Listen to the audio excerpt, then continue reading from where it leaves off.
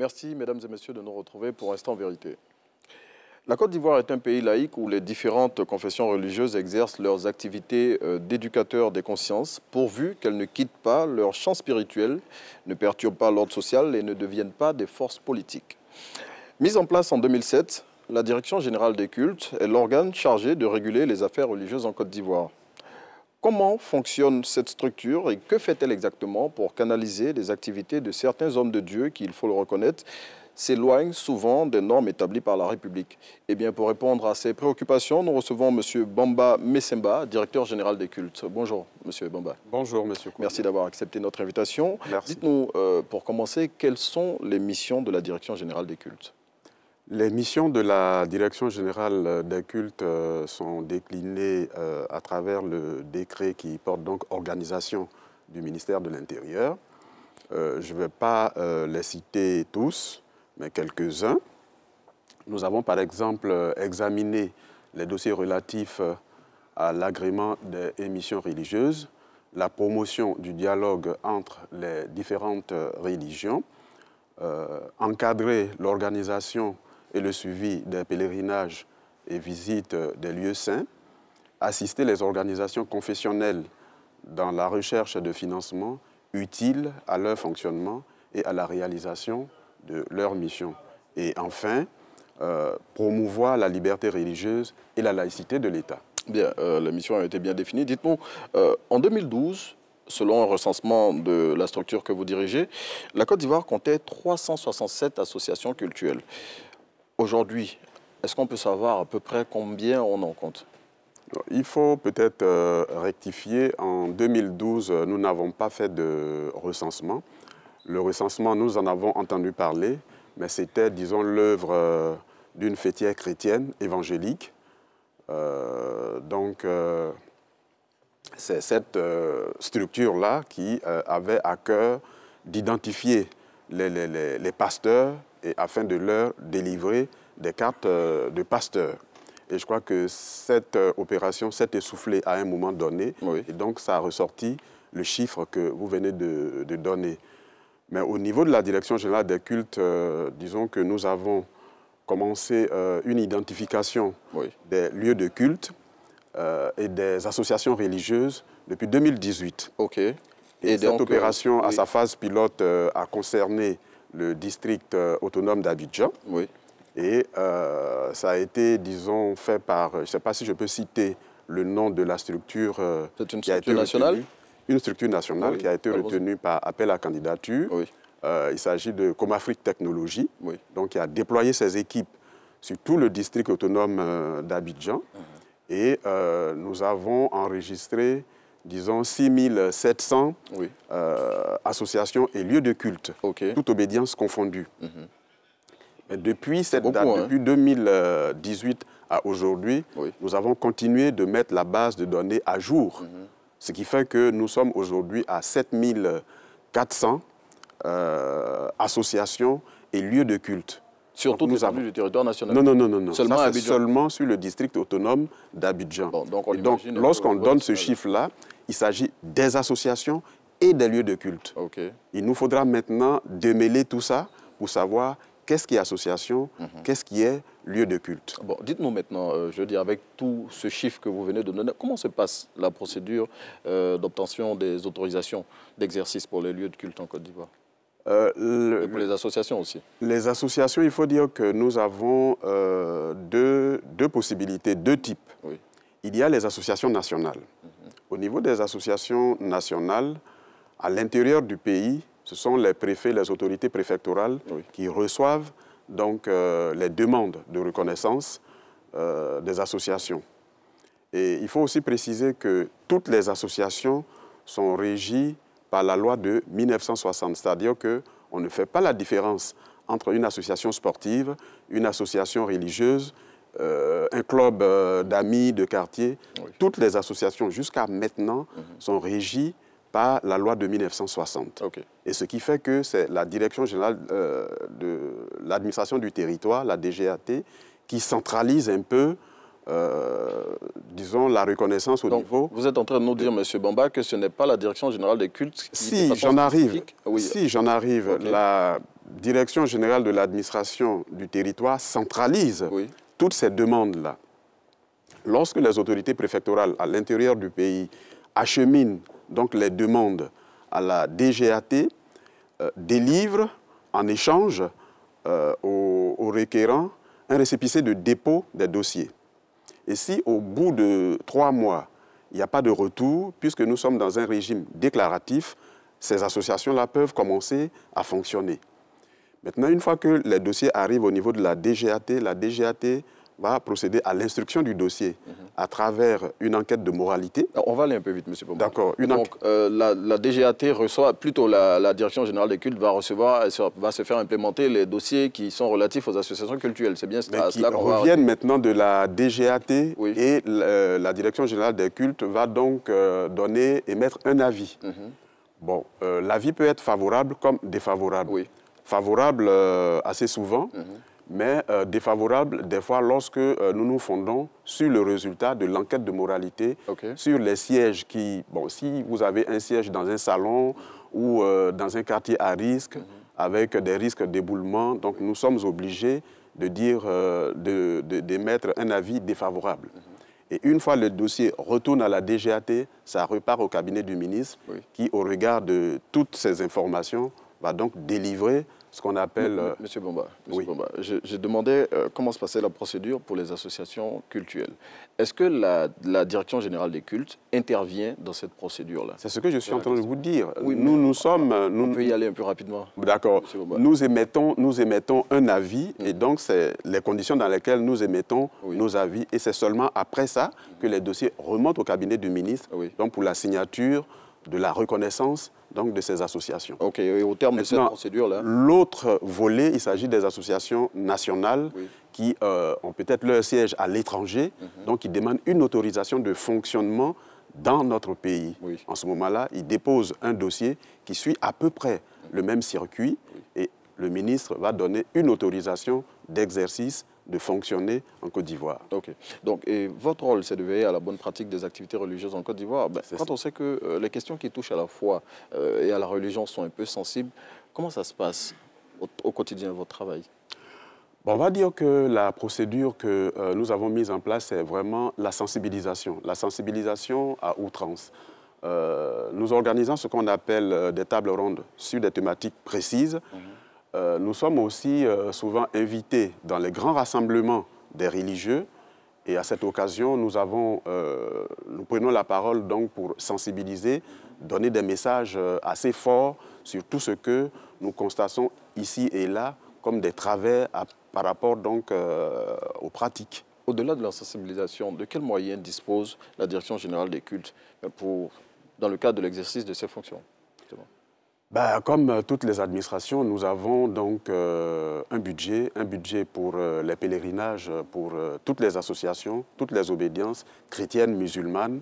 Et généralement, en tout cas, ces personnes-là sont satisfaites de retour de ces pèlerinages.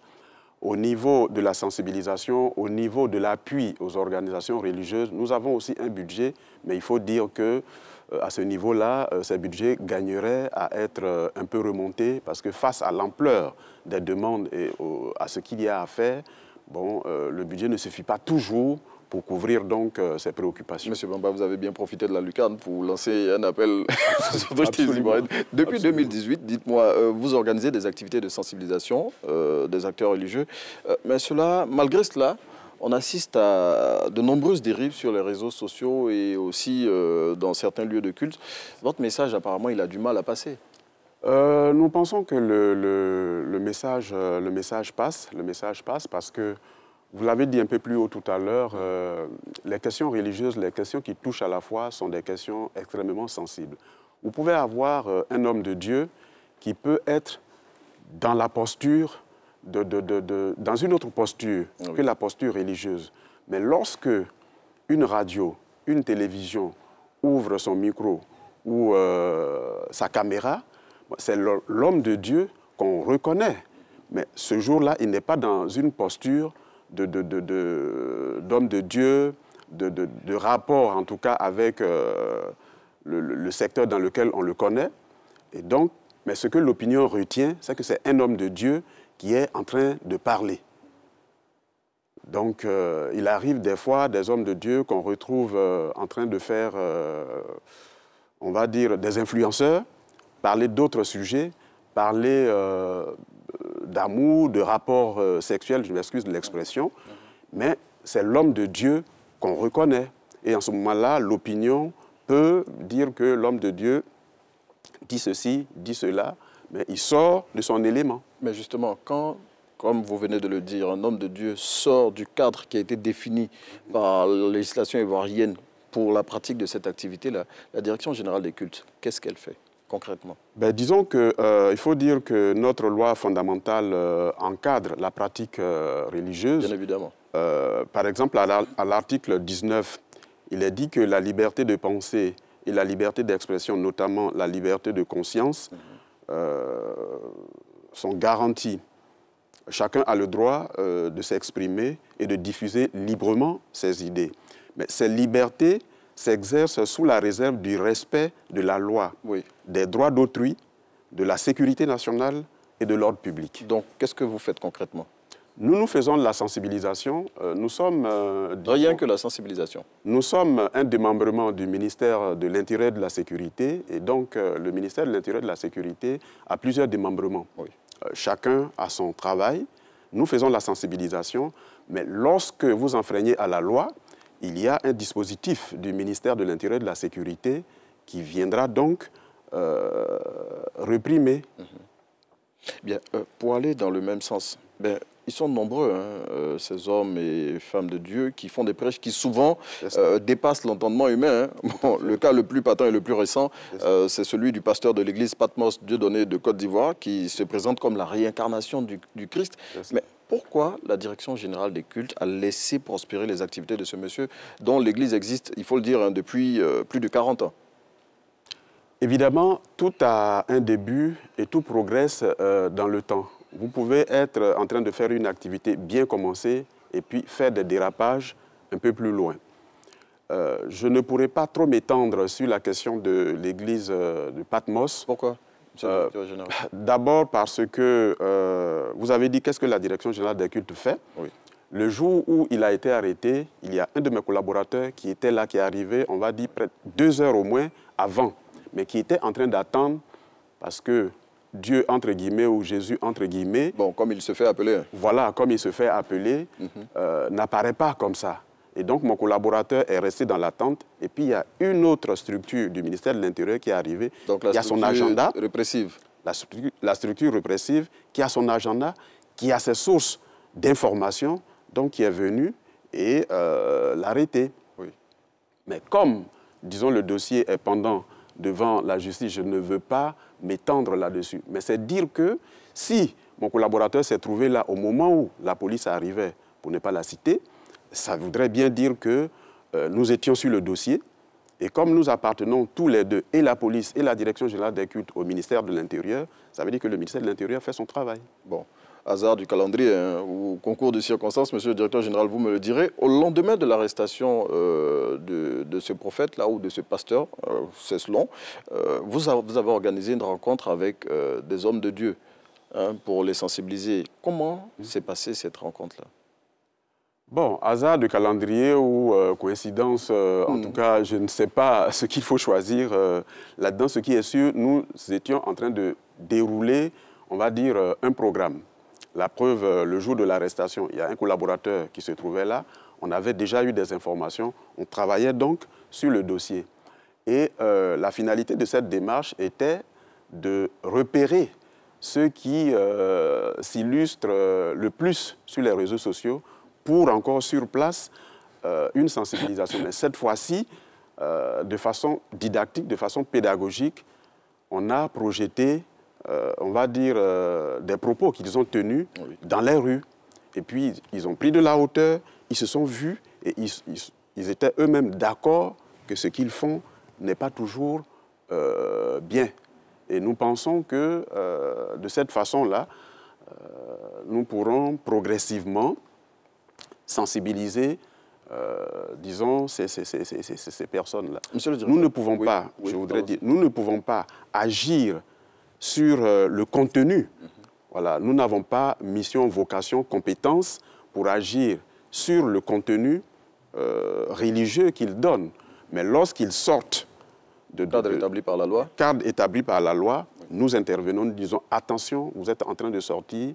Et puis bon, s'ils ne veulent pas entendre raison, naturellement, l'autre...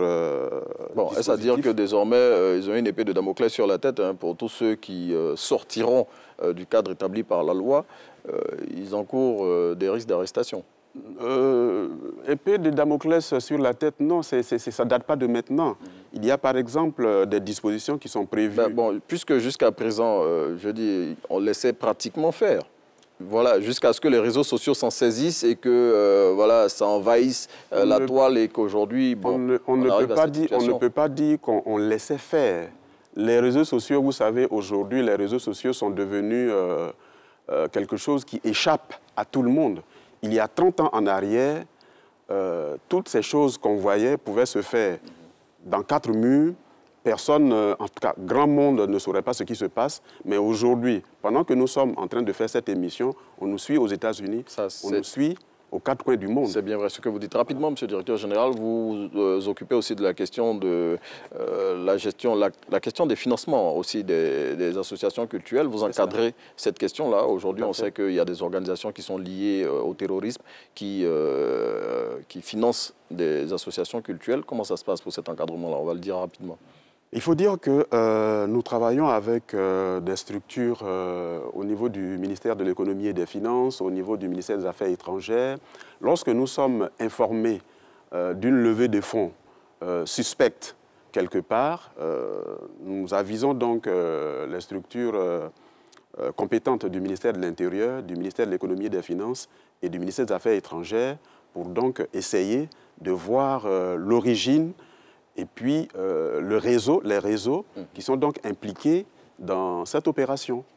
En tout cas, on a essayé autant que faire se peut d'éclairer la lanterne des populations sur la question des hommes religieux qui souvent se perdent dans leur prêche et qui voilà, peuvent désorienter les populations qui vont dans leurs différents lieux de culte et surtout qui les suivent partout sur le territoire national. Nous étions avec monsieur le directeur général des cultes, monsieur Bamba Messamba, et c'est avec lui que nous avons essayé de développer ce thème. Les hommes de Dieu sont-ils au-dessus des lois nationales? Bon, on espère que vous aurez compris qu'ils ne sont pas au-dessus des lois nationales à travers tout ce qu'aura dit monsieur le directeur général des cultes. Merci infiniment d'avoir répondu à notre invitation.